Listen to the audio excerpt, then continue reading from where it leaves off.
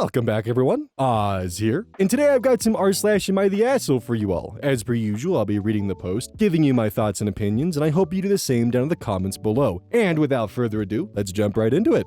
Am I the asshole for walking my dog in front of a hunter in their tree stand on my parents' land? Reddit has deemed this person not the asshole.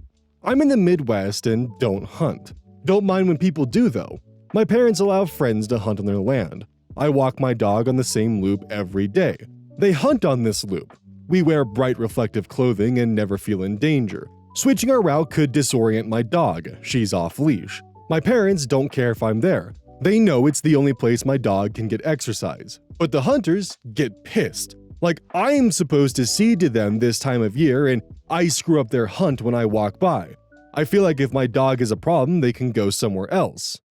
Edit, I should have been more clear when I said it's the only place I can exercise her. It's the only place I can efficiently exercise her.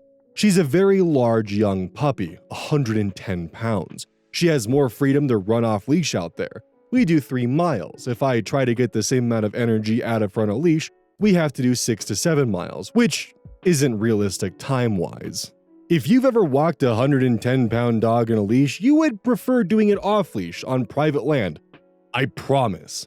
Also, we aren't randomly walking through woods. The trail is 8 feet wide, the entire length, and she knows to stay on it. Update, I took the advice of many of you and brought it up to my parents. They were not happy with the hunters' behavior. The hunters were allowed there out of kindness, nothing else. My parents decided not to allow hunting any longer. I was open to a compromise, but this decision is what made them feel best. Thank you for your input. Back to our walk. Honestly, I am astounded that you would have the comfortability to walk around the land knowing that there's hunters who, honestly, could make a mistake on any day, even with reflective vests. I mean, hell, it happened to one of our vice presidents, for God's sake. He didn't get shot, he shot someone, Dick Cheney. And accidents do in fact happen. I would be paranoid as hell walking around on a trail knowing there's hunters that I've never met before who are hunting on my parents' land as a favor to them and may not know that I'm doing a daily walk routine with my dog around a trail. I feel like that is a recipe for disaster, and I would be far too paranoid to even consider that. Honestly, I'm surprised it took you this long to even bring it up with your parents in the first place. I certainly don't think you're the asshole in this scenario, maybe a little bit foolish in my eyes, but you did go through proper precautions of wearing reflective vests, and when things got a little bit confrontational, you went to your parents, and your parents definitely made the right choice, and good on them for doing that. I just cannot imagine being in a position where I would actively be okay with walking my dog off leash that's 110 pounds around someone who's hunting game. That would leave me so goddamn paranoid. I mean, you don't know who these hunters are. You don't know what their firearm training is. You don't know how long they've been doing this, and you don't know what their trigger discipline is. All it takes is one fucking idiot to make a mistake, and there's an unfortunate accident. But of course, I would also like to get some opinions from people who do go out and hunt game and wildlife, because I feel like your opinions could be a little interesting here. Be interesting to see what you guys think of this specific scenario and how you would handle it. Am I the asshole for telling my mother about what my sister was doing with her friends, causing her to get kicked out? Hey everyone, I'm posting this because I feel guilty and want some outside opinions. We live in the UK. I, 19 male, don't live with my mother, Stacy, 39 female, and my sister, Jessica, 18 female. But they live together in my mom's flat. I have my own place. Jessica does not pay rent or anything. Some context. My mother is currently going through some messy legal drama involving the custody of me and Jessica's sister, Claire, 2 female, who is asthmatic, and this is important, due to her ex-boyfriend, Claire's father, lying about her doing alcohol and drugs. She's currently staying in a monitored unit until next year, so the socials can confirm she's all good. On to the story. I come to the flat to keep Jessica company as she wasn't apparently coping well with living alone. The first thing I noticed when I walked in was a boy I never met in Jessica's bedroom, sleeping in her bed. I was shocked, but let it slide because I literally only just walked in the door after a 2-hour journey and he went home later anyways. The next day, Mom called and asked Jessica to let her know if people are staying over. She didn't know the boy was there. She's just feeling uneasy or something, I don't know. Or if they're in the house. and Jessica decided to argue with her over it, instead of just accepting and apologizing. So after Mom hung up, I lectured her before we went on with our day. A little while later, we planned to go to a club, and Jessica invited 2 friends over for pregame drinks without telling Mom. I didn't know this, and they were hanging out in her room whilst I was playing games in the lounge. I eventually bought my entry ticket and went to Jessica's room to tell her when I noticed a massive cloud of weed smoke hanging in the air of the room. I was in disbelief and pretty much immediately called Mom to inform her, and she went mental.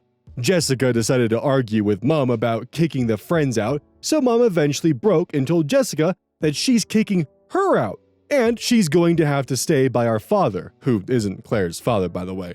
Jessica is fuming and isn't talking to me, and I feel really bad, but I honestly was going to go ballistic at her friends myself for the lack of respect, but I still want to know if I did anything wrong.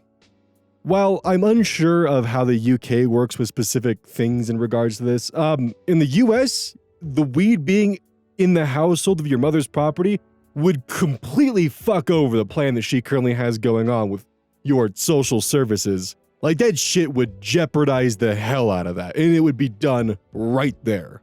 Doesn't matter if she's ever smoked it or done anything like that, the fact that it's within her house could really put a damper on all of that. And that certainly, either way, is ammunition that Claire's father could certainly use in this instance. So that's just grounds alone for the fact that Jessica is just completely in the wrong and a careless asshole in this scenario who has no care for potentially jeopardizing her mother's future, and all you're doing is just letting your mother know what the hell is going on while she's not at home. I would be curious for those of you in the UK to know if what Jessica did in this scenario could actually jeopardize the mother's situation, just simply having it in the household. Or if because she's out of the house and currently being under some form of observation and monitoring, that she'll be okay. Also, how does that work? How is she being put on observation and monitoring for a year? I'm not fully understanding what the situation is here because this sounds kinda crazy. Is the monitored unit specifically to prevent instances like I'm worried about right now? And if so, is she able to have Claire at home? I'm not familiar with the UK's social services at all, and I'm actually genuinely curious here. And because Google is fucking useless, I keep getting AI overviews for what's going on in America, and I can't seem to actually narrow it down for the UK right now, because Google is fucking shite. Even with using advanced search operators, it doesn't seem to want to cooperate, you motherfucker. Am I the asshole for not taking my stepdaughter on vacation? Reddit has deemed this story as everyone sucks here. I can't wait to find out why. I, 30 female, have been married to my husband, Tom, 35 male, for 2 years. We have a 3-year-old son and 4-year-old daughter together. He has a 15-year-old daughter from a previous relationship. The custody agreement is every other weekend. Our son and daughter have never been to Disney, so this year we're surprising them with a trip. My husband, myself, and the 2 kids will be going to Disney for 5 days. My stepdaughter has been to Disney 6 times, so we didn't think she'd want to go since we have to do things the little ones can enjoy. The trip is planned for a week. She's going with her friends to a ski resort. My husband and I paid for half the trip and gave her spending money to have fun. Her mom asked my husband if he would be able to bring her the morning of the trip to the friend's house so all the girls can leave together. He let her know he couldn't since we're going to be getting on a plane that morning to Disney. Her mom said we obviously don't take care about my stepdaughter since we're not taking her, and has made my stepdaughter upset thinking we didn't want her to go. We've tried explaining that we didn't think that she'd want to go on the young kids' rides and that we can't split up with her because the little ones are in the try to run in the opposite directions phase. We've offered to cancel her ski trip and bring her with us, but she said she wants to do both and it's not fair for her to miss the trip with her friends.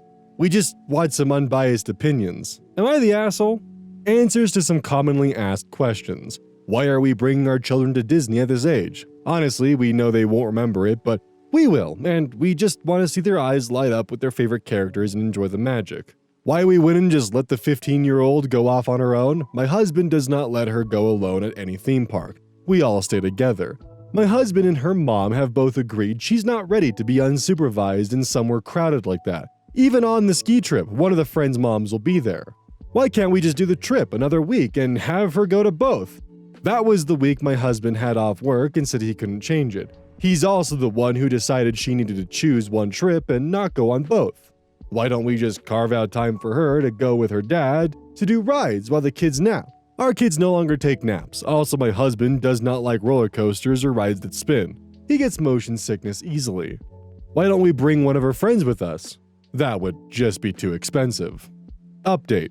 My husband and I went to talk to her. I explained the things we'd be doing at Disney and that she wouldn't be enjoying it like she normally would. My husband also explained she wouldn't be allowed to go off alone and also wouldn't have anyone to ride the rides with. She did say she understood but doesn't think it's fair. My husband just explained that sometimes her and her siblings will have different experiences and that's okay. She will do fun things with her mom and we will still have to let the little ones go and do fun things while she's not there too. We apologized for the way she found out and told her our intentions were to never have her feelings hurt.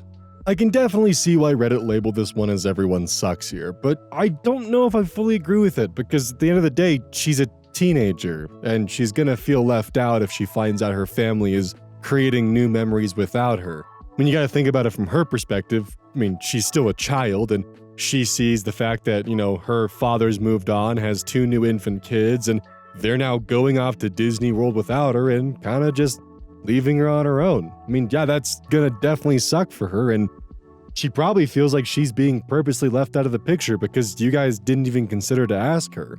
Even if the answer you thought was going to be no, the concept of even just being asked if they want to go in the first place, if they might even say no, still makes them feel like they're a part of the family and included. And I feel like that by you guys assuming what her response was going to be, you inadvertently made her feel even more excluded than you initially wanted to. And I think that's kind of where the problem here.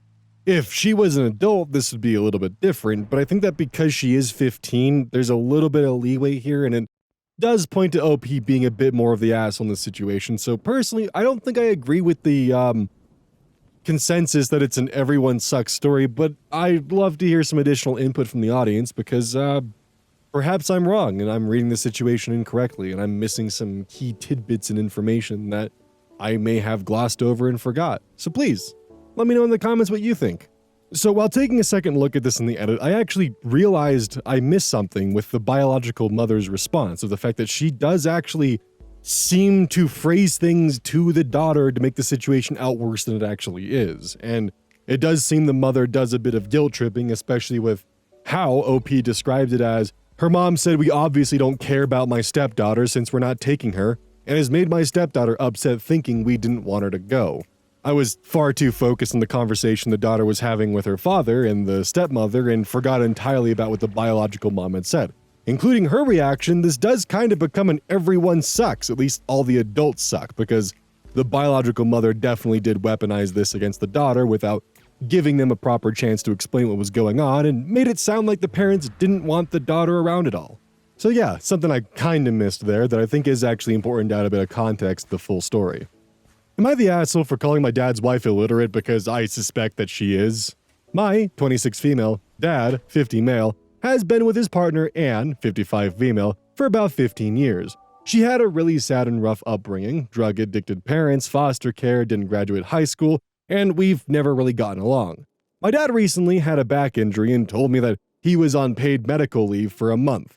But I learned from my grandma that he actually only took 2 weeks off using his remaining sick days in PTO. He then went back to work once that time ran out, despite the fact that he was still having severe back pain. I went to visit him right after my grandma told me and confronted him about lying, to which he said he didn't tell us because Anne was handling it, / working on his FMLA paperwork.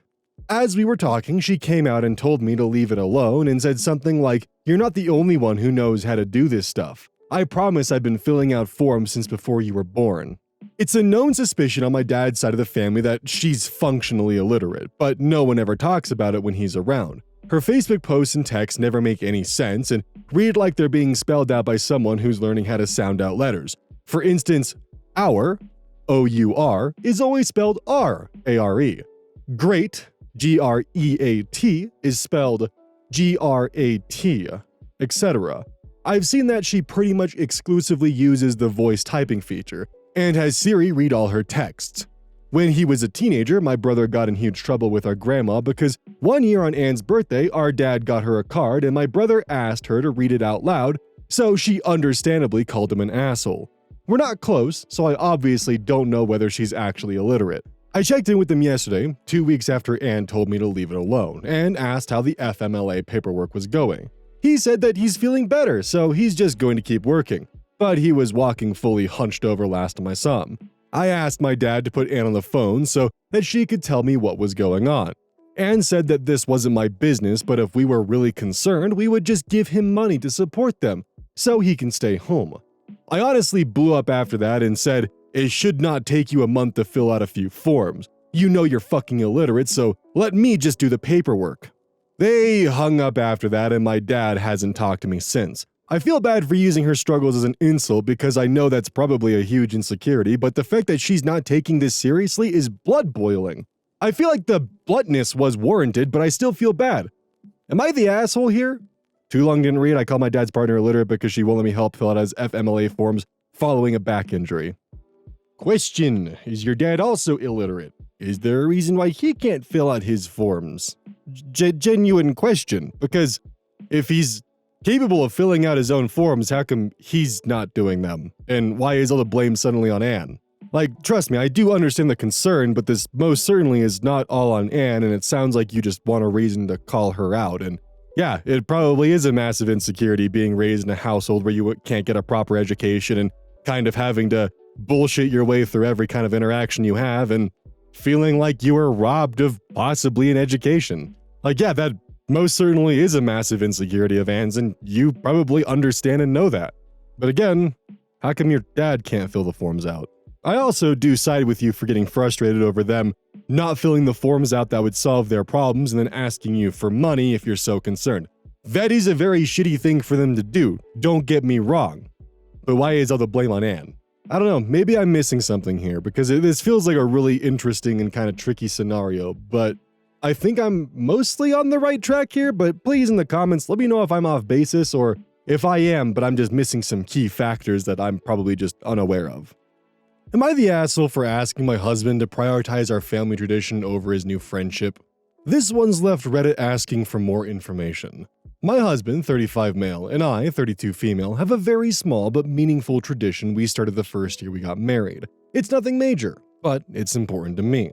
Every November, on the weekend before Thanksgiving, we take a day trip to this lakeside town about an hour away. We spend the day walking, talking, and picking out a new ornament for our Christmas tree.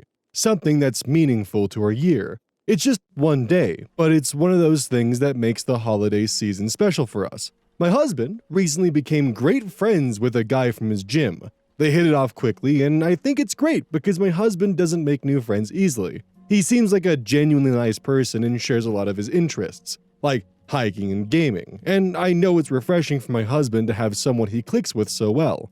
Here's the issue. My husband's friend invited him to go on a weekend trip for the exact same weekend as our tradition. My husband seemed hesitant to bring it up at first, but eventually he asked if it'd be okay with us rescheduling our tradition to another weekend so he could go on this weekend with his friend. I was caught off guard and I told him that it kind of hurt my feelings that he'd even consider moving it. He told me it's not a big deal for us just to go another weekend, and he's right in the sense that it doesn't really affect anything logistically. But this trip has always felt like our thing. It's not that I don't want him to have fun or make new friends, but I kind of feel like he's minimizing something that's special to us, or at least special to me.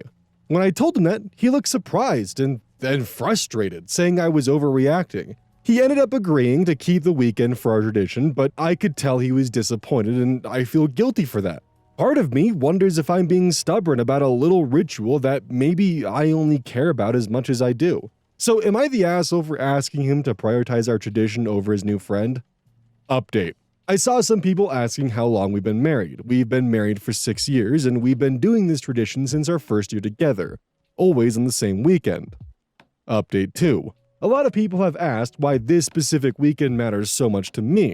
I think it's because we've kept this tradition on the same weekend for over 6 years, and to me, the timing feels like an integral part of the tradition itself. It's become a marker for the start of the holiday season in my mind, and changing it feels like losing some of the meaning behind it.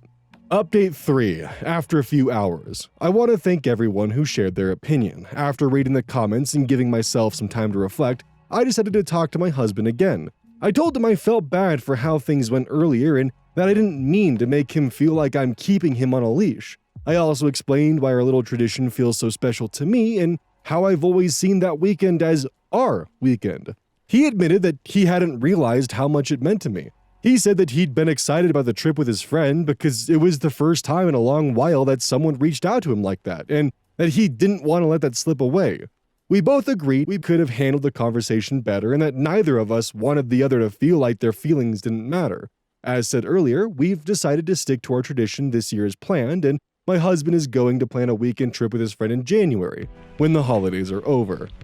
Honestly, I don't think I have much more to add here because they did exactly what was needed. They sat down, they talked with each other, they figured out what was needed to do to move on and make sure no one else would feel either unheard or hurt in the future. It's clear the wife didn't want to step on the husband's toes, but had a very important tradition that she cemented in her yearly schedule that she really enjoyed, but also wants the best for her husband, and it's clear the husband wants the same thing for his wife. He wants her to be happy, but he also wants to be able to have those experiences with new friends, and they communicated, they talked it out, and they did exactly what they needed to do, and that's honestly the best possible outcome for this. It's circumstances like these that show that communication can go a long way, because if you let issues fester and build up and hold resentment, you only cause more problems down the line, and you end up causing pain that can be resolved. And yeah, it can definitely suck being confrontational and handling something in the instance that it's brought up in, but at least this way, future conflicts can be avoided and both parties are at least satisfied with how things are moving forward. Am I the asshole for refusing to help my brother pay off his debt after he tried to publicly shame me? Reddit has deemed this person not the asshole. I, 19 female, started a new job recently and saved up quite a bit of money over the past year. My family was proud of me, but my older brother, 25 male, immediately started making comments like, "You're finally rolling in cash, so I guess you can help your family now." He has always been bad with money, mostly from wasting it on gambling and unnecessary purchases. Last week, he asked me for $3,000 to help pay off his credit card debt. He said he needed it to avoid getting into more trouble. I told him no, because I've seen how he handles money, and I don't trust him to use it wisely. He got mad and called me selfish, saying I was being unfair since I don't have any big expenses right now. It didn't stop there. A few days later, he went on social media and posted a rant about how I was hoarding money while my own family struggled. He even called me a bad sister for refusing to help. Now some family members are saying I should just lend him the money to avoid more drama. But I don't think I should have to pay for his mistakes. Am I the asshole here? See, the moment he took it public and brought it to Facebook, he lost any kind of high ground or moral standing, in any bit. He didn't have any in the first place, mind you. I'm not siding with him at all. I think that, it's okay for him to ask for the assistance, but it's also 100% okay for his sister to say no, especially if he has a history of gambling debts and other problems like that. Honestly, what you should have done is the moment he took it to Facebook, fight back, play dirty, throw some mud. Granted, this would probably most certainly escalate things and not actually help the situation but make it worse, but it would be funny just simply go and say, "No, I'm not giving you $3,000 to pay for your gambling addiction." Because he's not just accusing you of hoarding money, he's accusing you of hoarding your money to the detriment of not just him, but your entire family. That's a pretty fucked up thing to do publicly. Am I the asshole for asking my wife to wear a hairnet while cooking? Reddit has deemed this person the asshole. So here's the situation. My wife loves to cook and I truly appreciate her meals. They're delicious. However, her hair keeps getting in the food. It's long and tends to shed a lot, so it's almost a guarantee that I'll find at least one strand in every meal. I've tried to casually mention it a few times, saying stuff like, "Oh, looks like your hair wanted to join in for dinner." But it hasn't made much of a difference. Finally, I decided to ask her to wear a hairnet while cooking. I figured it was a practical solution. She got really upset, saying it's embarrassing and that I'm making her feel like she's gross. That wasn't my intention, I just don't love finding hair in my food. She says I'm overreacting, I should just deal with it since it's not that big of a deal. I think it's a simple request to improve both of our dining experience. Now I'm second guessing myself because I don't want to hurt her feelings, but I also don't think I'm being unreasonable. Am I the asshole? I don't think you're the asshole for not wanting hair in your food, I just think that you went about it the wrong way. You probably from the get-go should have just been upfront and honest, because now she's gonna think back to every sly little comment that you made and just continue to spiral and feel more and more disgusting. She should certainly be taking precautions while cooking to not have her hair in the food because, that is unsanitary and no one likes to find that. I also can't fault you for jumping towards the hairnet initially, despite the fact that it is kind of an insult to ask someone to wear a hairnet while cooking, because you've probably had short hair your entire life, never had to deal with long hair, and don't know the ways around it. The way that you should have phrased it was for her to put her hair up into a ponytail or some other way to keep it out and away from the food. Because being asked to wear a hairnet while cooking, there is a sense of humiliation attached to it, and I can definitely understand why the wife would feel attacked by it and feel gross about it, but at the same time, I don't like having hair in my food either. I think your approach could have been a lot better, whether it's ponytails, hair clips, or something along the lines to keep her hair pulled back. But other than that, I don't think it's a ridiculous request to ask your wife to do something about hair constantly falling into the food that she's making. I decided to go through and read some of the comments to figure out why people are saying you're the asshole, and it's mostly not the asshole. I found maybe 2 people who are saying you're the asshole, and they're like, oh, well, you kiss your wife on the mouth, so you should be fine with having hair in your mouth. And it's like, that is, dude. So in the end, I don't think anyone here is the asshole. I just think that your approach definitely made your wife uncomfortable because a hairnet is kind of an embarrassing thing to be asked to wear. And you probably should have approached it from putting her hair up, but chances are you didn't know about that. So, yeah. You're kind of in a rough position here, buddy. I don't know, what do y'all think? Because if it wasn't for the fact that his wife does love to cook and it's something that she enjoys to do, I would have just suggested he should just make his own meals and, split it even right there. But seems like that could actually complicate things further, possibly. So what do y'all think? Don't forget, this is brought to you by GamerSupps. Use code ODDS at checkout. It's basically a caffeine powder that you put in your water, and I actually really like it. I use this on a daily basis. Don't forget that every purchase you make using code ODDS directly supports the channel. And if you want a personal recommendation from me, I would either recommend the Soda Pressing Pear or Dragon Fruit Punch. Those 2 are currently my favorite flavors. And as a note, once we sell a certain amount of stuff, I get my own flavor and my own cup. And you all know I'm gonna choose some degenerate shit that's gonna make their PR team squirm. My goal is to make them regret partnering with me. So please, use code ODDS at checkout to make my dream come true of making a PR team squirm.